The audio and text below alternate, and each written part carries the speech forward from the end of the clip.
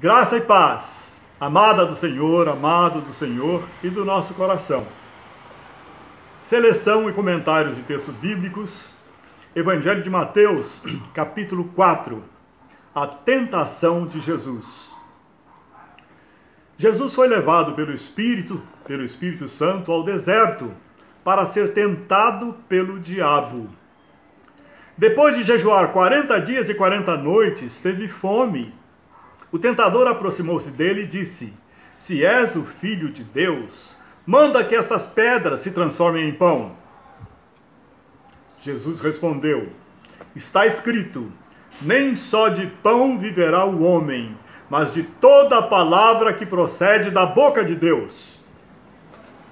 Então o diabo levou a cidade santa, colocou-o na parte mais alta do templo e lhe disse: Se és o Filho de Deus, joga-te daqui para baixo, pois está escrito, ele dará ordens a seus anjos a seu respeito, e com as mãos eles o segurarão, para que você não tropece em pedra alguma.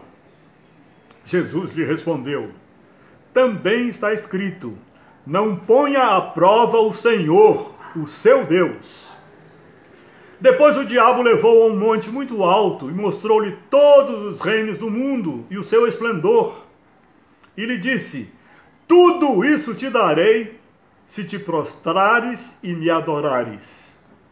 Jesus lhe disse: Retire-se, Satanás, pois está escrito, adore o Senhor, o seu Deus, e só a ele preste culto. Então o diabo o deixou, e anjos vieram e o serviram. O Espírito Santo levou Jesus para onde? Para o deserto. E levou Jesus para o deserto para quê? Para que ele fosse tentado, terrivelmente tentado.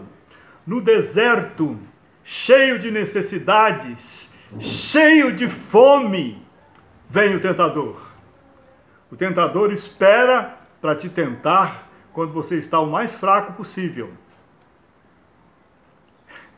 Ele é terrivelmente desonesto, terrivelmente maldoso. Ele espera o pior momento para chegar até você.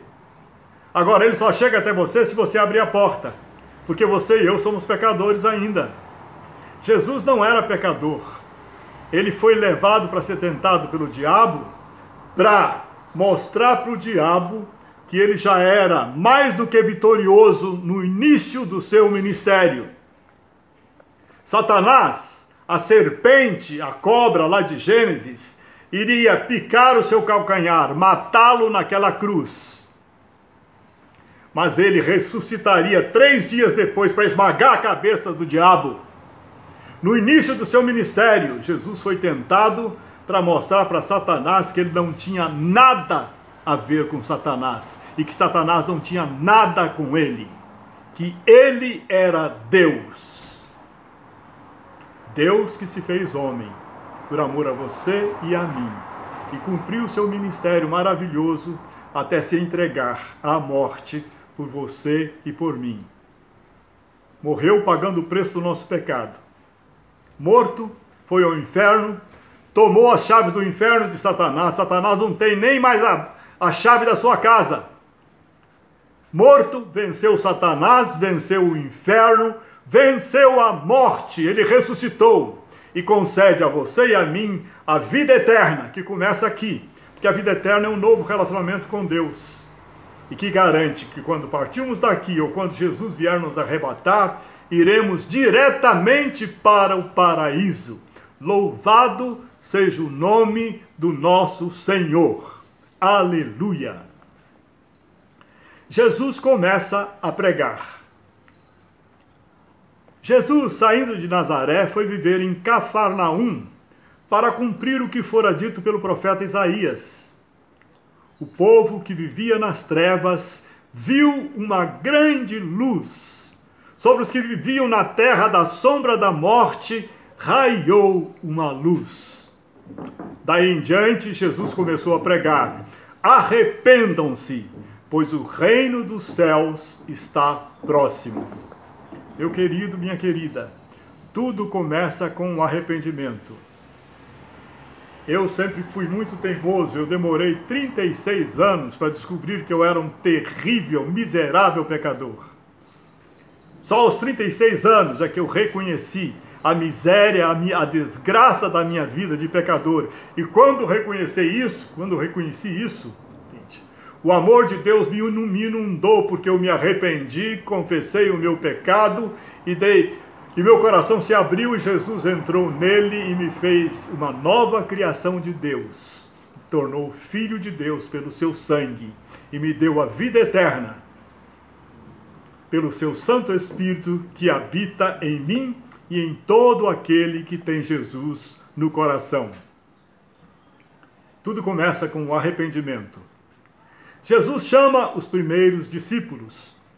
Andando à beira do mar da Galileia, Jesus viu dois irmãos, Simão, chamado Pedro, e seu irmão André. Eles estavam lançando redes ao mar, pois eram pescadores.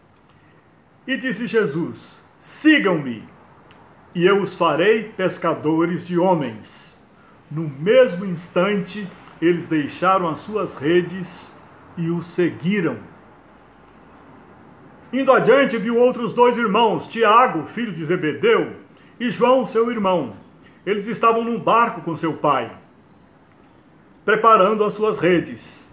Jesus os chamou, e eles, deixando imediatamente seu pai e o barco, o seguiram.